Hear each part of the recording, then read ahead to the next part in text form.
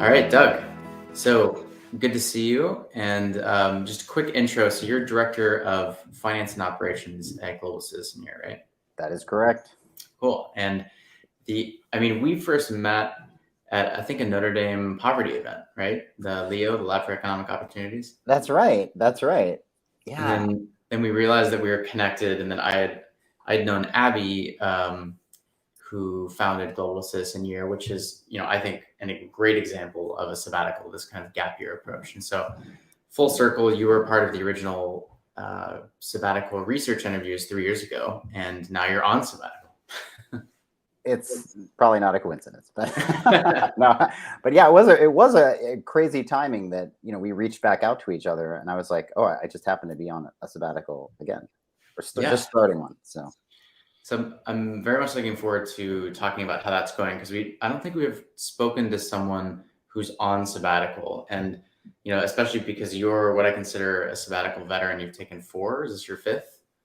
I'm really interested to see how someone like you thinks about it, considering that you've done it in the past.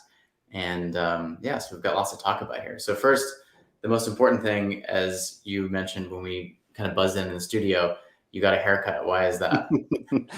I was in a musical last weekend, and I was playing Uncle Fester in the Addams Family musical. So, during dress rehearsal, I was putting on my bald cap, and I was just like, no, that's just not going to work. And the next time we performed, I just shaved it off, and the cast was pretty impressed at my commitment.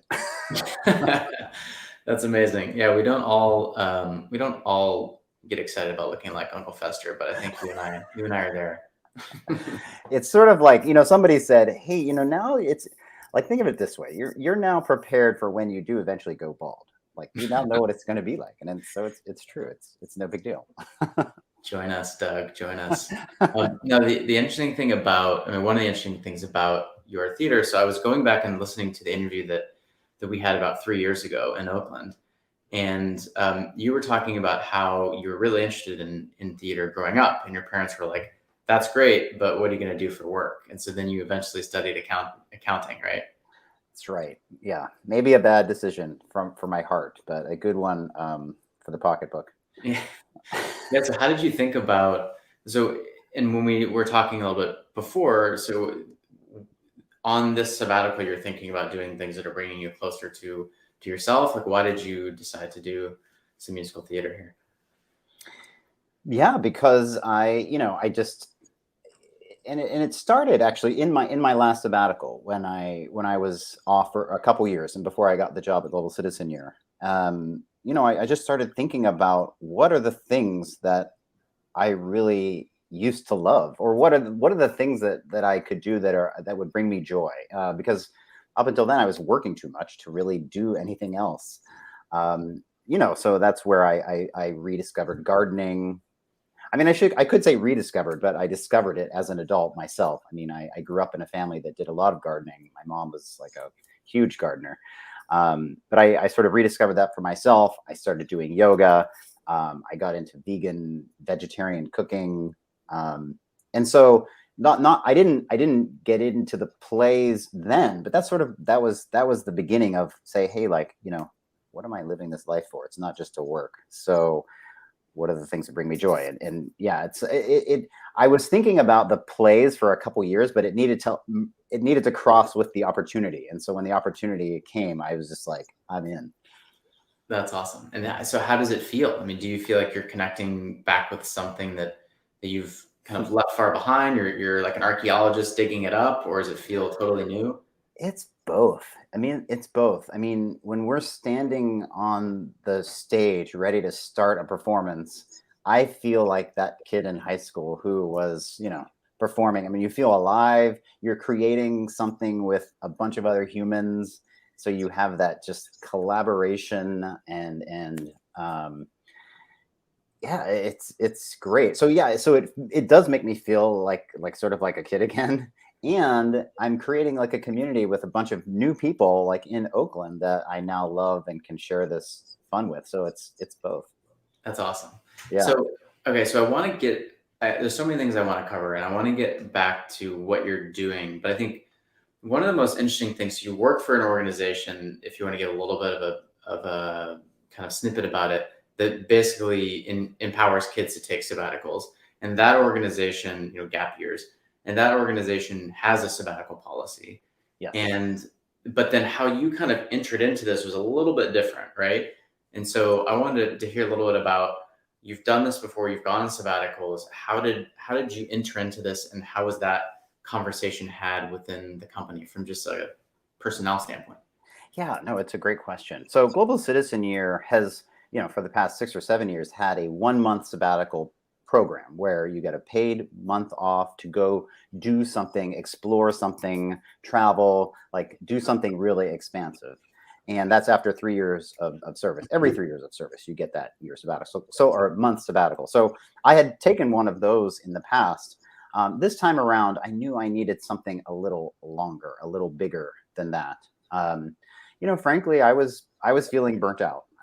A lot of changes that happened in the pandemic, from remote work to changing our programming up. I mean, it's just like a lot. And I was feeling like I needed a break. And at the time, I didn't really see how I was going to be able to take like a 6 month break. I sort of just thought I had to leave the organization. But, when I started talking with the senior management, they proposed this current solution, which was 6 month sabbatical, and then come back even in a different role, because 6 months is just too long to sort of bridge in a small organization. Right. As the senior finance person there, they have to replace me. So I'm going to come back in a different role. And I just, I didn't really think that was possible at the outset, but you're right. Global Citizen Year's commitment to, growth and development and its people just, I think, shows up in this plan that I'm currently on. Yeah. And so what about it felt different to you? So we can go back and talk a little bit about the different sabbaticals you've taken and what's preceded them, but how did you know that you needed more than a 1 month break? Like, what does that feel like? It felt, there were a couple of things. In the work setting, I just felt overwhelmed by responsibilities. I felt like I had just too much on my plate and not enough resources to deal with it. But then also, like in my personal life, I was just seeing things that I really wanted to do not happening, not just having the time to do them. And so like those two things were like, I just feel like I need to do this. Really, I had thought, when I have a son who's a freshman in college, and I've always thought, when he goes to college, I am going to do some more traveling. I'm going to get back to my roots, travel the world. But then I realized, but then I'm passing up like some years of their life while they're still living here. And so, that was a huge driver of this too. Is like, you got to live for the moment in some ways. And I didn't want to wait 4 years to do that. Yeah. So it's kind of like an internship for being an empty nester. I never thought of it that way, but yeah. I'm practicing for my eventual retirement. And one of the reasons I think it's interesting is, one, you would think for someone that has taken time off, in these blocks as you have, that you would know right away. And it sounds like burnout kind of like snuck up on you, and the desire to have a longer break snuck up on you. And I'm the pot calling the kettle black here, because I totally know that it never feels like the right time.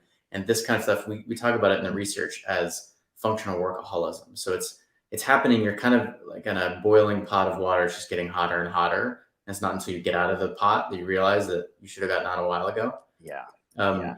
Like when these things that you wanted to do, that there's not enough room in work, come up, how do you know, like, okay, now is the time to actually reach out and grab it? Is it being opportunistic about, like, this play is available and that reminds me that I should get out of here? Or how do you think about it? It's a couple things. It was very opportunistic. In fact, a lot of people close to me were like, "Whoa, hey, wow, I didn't know that you were like really feeling that way." And it was like, I didn't really either. But it was also, it was also like we do a lot of check-in questions at Global Citizen here, and there were a couple check-in questions that I had over the past couple of weeks that I reflected on my answer, and I was like, that's interesting. So one of them was, if you had, $1 billion, what are some of the things that you would change in your life? And I was, sort of like, wow, I answered that question like, I'm not sure. And that made me think like, if I'm working, for money, but I don't feel like I, need more money, like something's wrong with that equation. And yeah, and then the other question was just about like, people always ask me, do you like working at Global Citizen here? And I'm like, I love Global Citizen here. I mean, I love what the company stands for. I love like our mission. I love the people. I loved everything. But then this question was, what do you love about your work at Global Citizen here? And I started to reflect, and I'm like, yeah, I'm not feeling a lot of love for my work right now. And so those couple things were just like, time to take a break. I mean, what am I? I'm feeling stressed, feeling burnt out, and these other things. And I'm just like, yeah, it's not computing. So, And it sounded like when you had that conversation with folks, they were essentially trying to keep you to stay at the organization, right? you mean, yeah, you mean, well, this is also interesting. I think the one thing that the COO, Erin Llewellyn, said to me that kind of landed was, she said, Doug, when people are feeling burnt out, feeling this way, just quitting, that sort of can be a very like unsupported kind of place, and so she said, like, this plan of taking a sabbatical and then coming back in this reduced role gives you like a nice landing. And I reflected on that, and I was like, I think she's right. And so now I can really commit 6 months to just, doing what I want, decompressing, exploring, recharging, whatever, all the fun things I had planned. And I don't even have to think about a job, because that job is still going to be, some job is going to be there in 6 months. And so I said, yeah, I don't know. It seems like a great plan. And from our conversation, what I remember was that you didn't think about asking them for it because you thought it would not work for them at all. And so they were making some sort of calculation of like, we'd rather have Doug be gone for 6 months and then slot somewhere else than leave or stay in kind of this like burned out, half engaged state. Yeah, it was never like, I think it was clear that I needed to take the break, and so it was never, no one ever tried to convince me to stay. And so that was actually really refreshing. But yeah, I mean, I realized, and of course, I've been with, I have like a history with the org. I mean, I've been there for 7.5 years. So, and in my position, I know a lot of stuff. So, I think, yeah, those things enabled this to really happen. But I did not think it was possible, just because I knew I'd need to be replaced. So I just didn't see like, well, then what? But yeah.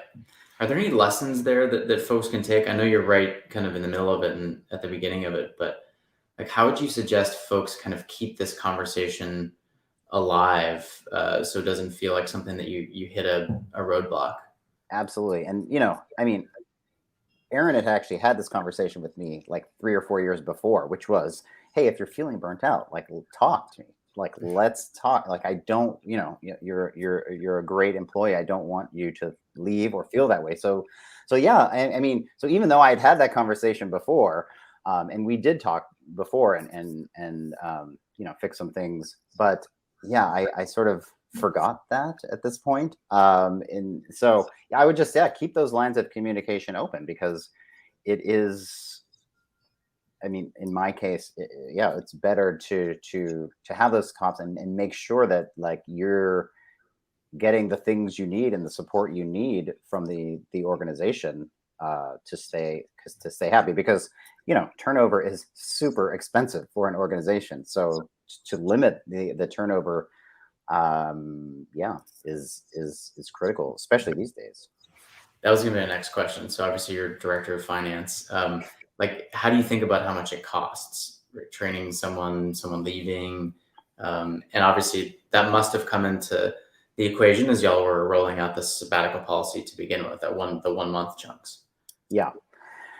Yeah, no, it's super expensive, right? I mean, you have to find and recruit the person. That takes time and money, training. I mean, it's thousands and thousands of, I mean, depending on the position, hundreds of thousands of dollars that you spend in getting someone, finding someone, getting them, up and running. So it's a big deal for people to leave.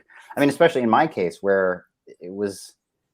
I mean, yeah, some of the issues I was having were fixable. It wasn't like, oh, I don't want to work here anymore.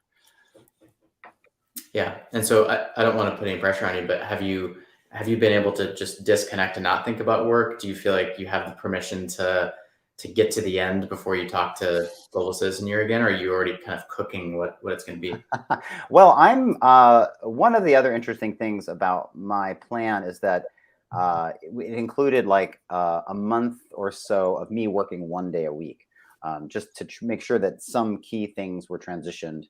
And I, of course, I would love to have been fully done, but I also understood the organization's need to keep some things going, and that, I totally understand that.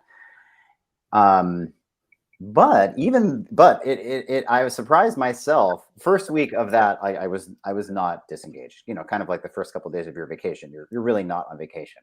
Mhm. But you stay on vacation long enough, and you get there. And so the second and third week of my sabbatical, I've absolutely felt more space, more relaxed. I mean, it's been incredible. I mean, there's a part of me that's like, oh, I don't even need to take all this time off. And I'm like, no, of course I do. But no, it's been wonderful. I feel like I a different human being already after just a couple of weeks, and I'm still working 1 day a week. But Global Citizen Year has also been very good about keeping those boundaries. No one's texting me in the middle of the night for stuff. So yeah, they've respected my one day a week. And at this point, I'm almost transitioned out. I mean, most of the things I was working on are now, fully transitioned. So I'm just sort of coming in my 1 day a week and just helping people, wrap up loose ends and things. When you say you feel like a different human being, so I hear these types of things a lot in the research and the conversations I have, and it sounds, for someone that's not in that mode, it can sound kind of ridiculous or like an exaggeration or something. What does that feel like? Like, what would you tell Doug from a month ago? Like, what's different? What's the So I'm not working at all on Monday and Tuesday. So on Monday morning, I did yoga online with a friend. We got a lot more time to just connect and talk. And then I went swimming. I started swimming again after 3 years. I mean, that was sort of disrupted sort of in the pandemic, but I can go swimming in the middle of the day. So it's like 10 o'clock. There's very few people in the pool. It's sunny. I mean, I told people, like, I jumped in the water and I didn't feel like I was about to just grind through some like laps. I felt like I was like playing in the water. It just felt so great. And I got out of that after, a 45-minute swim. I got out and I was just like, I was seeing the I don't know, it was warm. I was seeing the sunlight. I mean, it really felt like I was on a different planet. It's hard to describe, but like that time and space just like invaded my body, and I was just enjoying it. And so that's I've done that for a couple times now. That was like the first week of my full sabbatical, and then it still feels pretty good. That's awesome. Yeah, no, I think, this concept of kind of the aperture opening up, possibilities opening up, but also I think one of the assumptions that people have about sabbaticals is you have to be doing some like hiking up to Everest base camp or something like that to have just a different mindset on work. And what I love about this story and your last sabbatical, which we can talk about a little bit, it's these seemingly simple things that, like gardening and, spending time as the primary caregiver, that just have a transformative effect, though they might not, sound awesome on headlines, right? Yeah. I mean, everybody wants to know, oh, what are you going to do on your sabbatical? And I am like, I mean, I have some summer travel plans, but that's not really related to my sabbatical.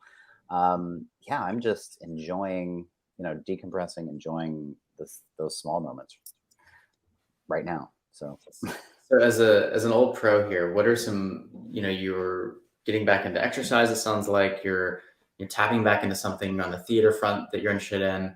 How else do you think about planning or, say one of the things I'm trying to do is so I have 2 months right now where I'm really not scheduling anything. It's more about like what I just talked about, just day to day living.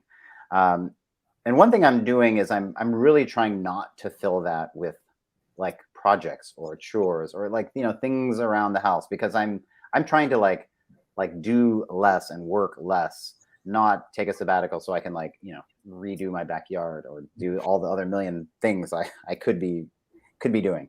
So I mean that's one thing I wanted to say about these first couple months of sort of like of do nothing. But then I do have a couple months of more like summer travel plans. So going to see family, taking my kids to New York. And I said these are summer plans. We've extended them a little bit because like, well, I'm not working. So, I mean, there is that. So there's like doing some exploration and time with the family. Um, I've also got some outdoors. I'm a big outdoors guy. I love hiking and backpacking, and I've got two trips planned this summer. I always go on one sort of annual trip, but I sort of scheduled another trip because I had the time. So if you chunk it out, I've got the first 2 months rest, relax, 2 months of sort of active travel, and then I don't really have anything planned for the last 2 months, but I am thinking, yeah, I don't know. I'm sort of setting those aside. Yeah, I mean, I think just giving folks the permission to do that is important, right? To not have something planned out and staked out, because that's probably how you would approach things from a work mindset. Yeah, yeah, yeah. And I'm very careful. It's amazing that even though you're not working, like once you're not working, like so many things have demands on your time. Like, and so I still have to find myself saying like, no, no, no. Because I want there to be that space. I want there to be that, for the things that come up or even for the things that don't. So I'm still being very careful about sort of scheduling, trying to keep my schedule pretty open. Yeah, no, I mean, I always remember my grandpa used to talk about how he's busier in retirement than he was in work. And it's amazing how having one thing scheduled, I mean, even your 1 day a week, right? Like it can expand to take up more time. Because you're like, well, I can't really do this thing because it would take a week and I can't leave on this day. And so it actually expands to fill more time. So true. So true. That is 100% true. And I do feel that even now, because actually my 1 day a week is actually 2 half days. And so those are both kind of filled up. But anyways, this was one of my half days, so I still had time to do these things.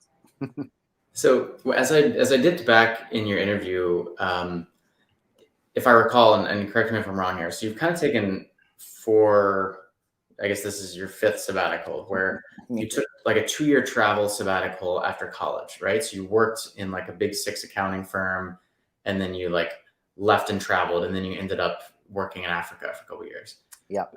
Second, you and your wife kind of early into your marriage, right?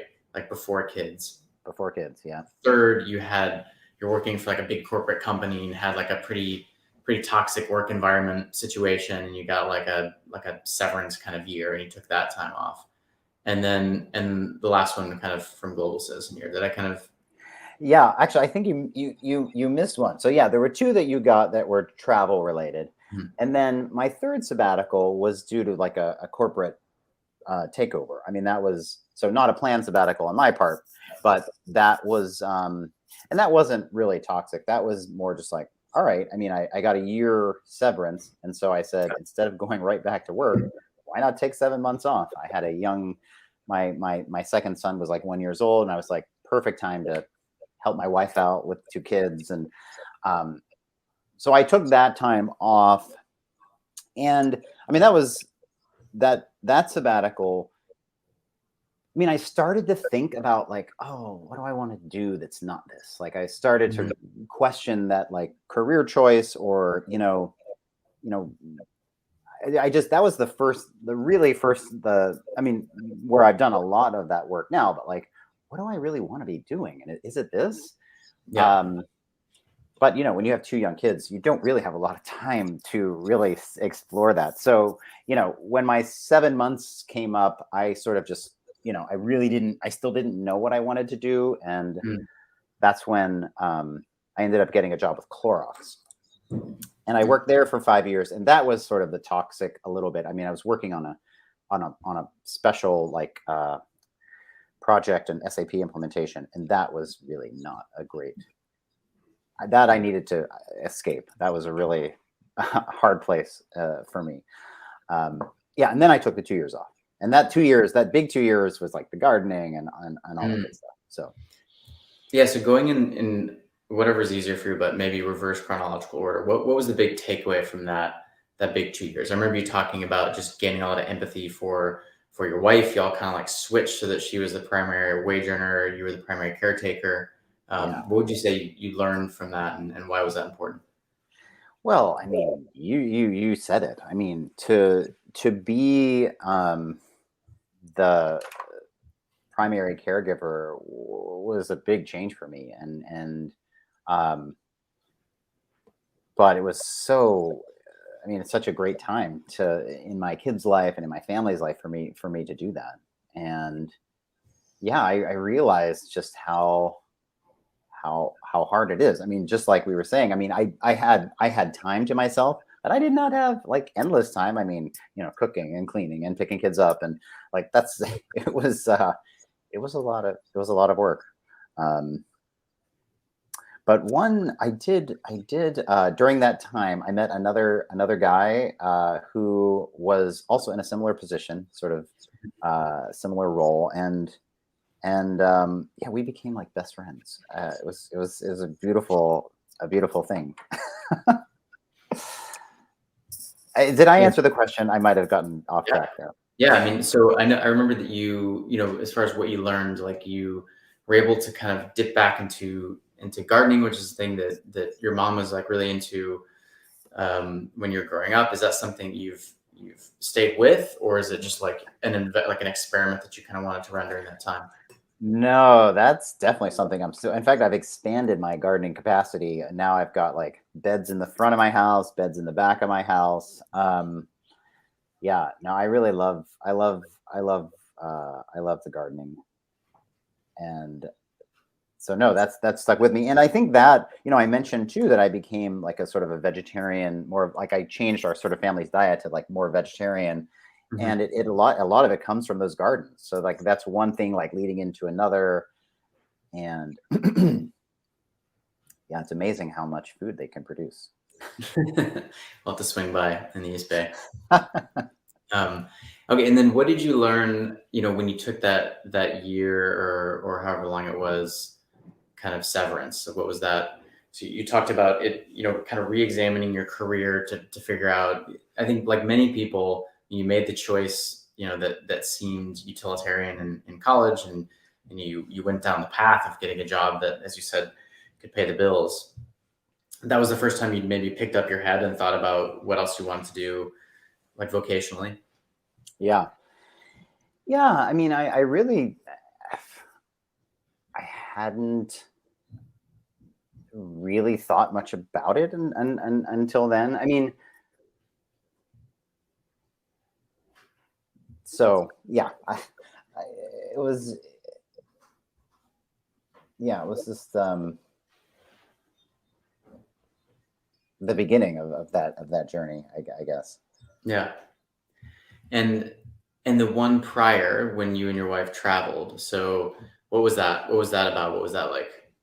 Yeah, that one, and even the one before that. I mean, those were really about just like exploring. I mean, for sure, my wife and I said, we were just married, you know, we'd worked for a couple years, saved some money, and we're like, before we set off and start a family and all those responsibilities that go with that, like let's have some fun and let's travel and explore and really get to know each other in different settings. Though I don't know, probably wasn't a goal of the travel, but that was definitely something we learned along the way.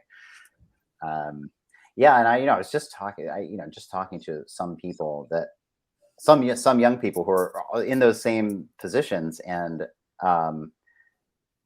yeah, just telling people to take advantage of that time when you can, because once you start a family and have a mortgage, like it's a lot harder to just take that kind of time and explore. We traveled for over 2 years, backpacking through South America and Asia, and just had like the time of our lives. I mean, it was incredible. Yeah, talk about what Global Citizen Year does, and as you're talking to folks, what's the pitch for either doing it when you did, which is after college, or doing it between high school and college. Yeah, well, I think yeah, I mean, a lot of people have that opportunity to study abroad in college or to travel. But Global Citizen Year, their like theory of change is that if kids can have that experience of like opening up their mind and being immersed in another culture and really having like to struggle and challenged to do things, but then overcoming those, like that can be super formative to have that experience prior to going to college. So Global Citizen Year's idea is to like get kids out there, out of the classroom, experiencing life, like seeing the challenges and the things they want to change. And then with that experience, going to a college and applying that in a way, like a more direct way, is sort of a better way a better system. And so, yeah, we're trying to sort of change that pathway for everybody. But I can't tell you how many people, I talk about what Global Citizen Year does, and they're like, oh man, I wish I'd done that. Or does Global Citizen Year have a program for 50-year-olds? Like, I really want to do that. What would you do? What would you do if you set up that program? Like, how would it look like for someone like you? Like, hey, here I am taking 6 months off. Wow, that's not something I've thought of, but oh wow,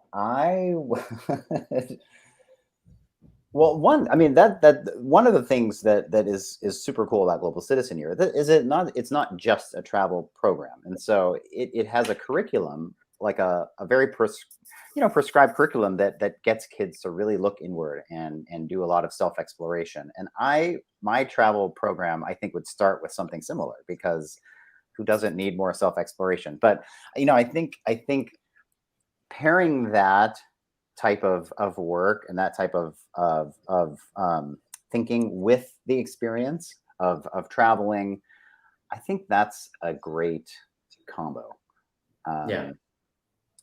Yeah.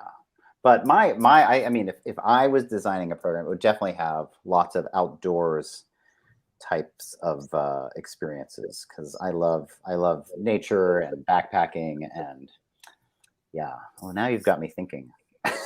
Well, I mean, part of what I wanted to do here was catch you kind of at the beginning of your time, and I appreciate you connecting at this point, because I'm another one of those things that you have to schedule, and and also just because there's always that uncertainty about what it's going to look like, or coming down off of work self. And so I appreciate you being kind of open and vulnerable at this point. But I want to have a bookends conversation 6 months from now. And oh, you didn't tell me that. But no, I think that would be fun too. Yeah, to try to figure out what did you expect, what did you want it to be versus what happens? Because part of it is, when I think about it, the person who's pre-sabbatical or maybe even early sabbatical, like that's not the same person, that's not the same vantage point you're going to have at the end anyway. So it's kind of interesting what the priorities are, what you're thinking now versus then. Yeah, very true. So okay, so any parting thoughts for folks as they're thinking about venturing off into extended leave, and then we can leave it at this and come back in 6 months. Yeah, I mean, I guess do it. Yeah, but I was thinking there were some thoughts I had. I mean, obviously, um, you have to have some financial stability in order to take time off, especially if it's unpaid, like mine is. And I think planning for that ahead of time, like preparing. I mean, in some ways, I feel like I've been preparing for this for a long time. Sort of living a more frugal lifestyle. Growing my own food, things like that. I think some of those things really help me. I mean, I don't deny I've had a privileged life, but I think some of those things put me in the position to be able to do this, Mhm. which is a privilege. Yeah, one thing that you had said in one of your earlier conversations is that you felt like when people are afraid of costs on sabbatical, especially maybe more earlier in life, but when people are afraid of Mm. costs on sabbatical, that experience actually taught you how to live frugally and that you can live cheaper than maybe regular life.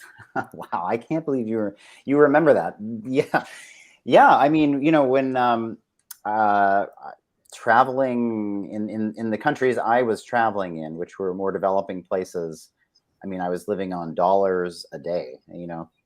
Which seems incredible, and that was 20 years ago. So inflation adjusted, it's probably a little more now, but yeah, you do not have to have a huge budget to travel internationally. I mean, getting there, sure, the flight can be expensive, but the rest of it can be pretty reasonable. Um, yeah, we have friends who, I mean, granted, they own a house here in the Bay Area, who went to live in Colombia for a year and they made money, even though they quit their jobs. They actually made money just renting out their house and going to live in a foreign country. Yeah, so it requires some sort of creativity. Did you did being on one of those sabbaticals change your relationship towards kind of living more frugally to enable you to do more of these things in the future, or is it just something that over time? Because there's two routes, right? There's the route of like having your income and everything increase and your expenditures increase over the course of time, and then trying to hold those steady or trying to like pull back some savings to allow for these types of things. Yeah, I mean, for me, I was sort of raised this way, so it wasn't like I necessarily learned how to live frugally when I was traveling. I learned it you could. I mean, travel was always something that was considered sort of a luxury in my mind. Um, but yeah, it doesn't have to be. So no, I mean, I sort of have always sort of just lived like that. Um, Okay, so last question: where can we see the next showing of the Adams Family? Unfortunately, it was a very short run. Yeah, it's over. No more Addams Family. But I hear that the next show is going to be Hamilton. So Ooh, I'm very excited for that. So that would be sometime in the fall, probably in November, December. So yeah, by the time at the end of my sabbatical, I may be in that show. So I could speaking in rhyme. I Yeah, could hook I could hook you up. Yeah. awesome. Cool, Doug. Great as always to reconnect. I'm looking forward to hearing how it goes. Wish you all the best, and yeah, good luck. Thank you so much, DJ. It was really fun.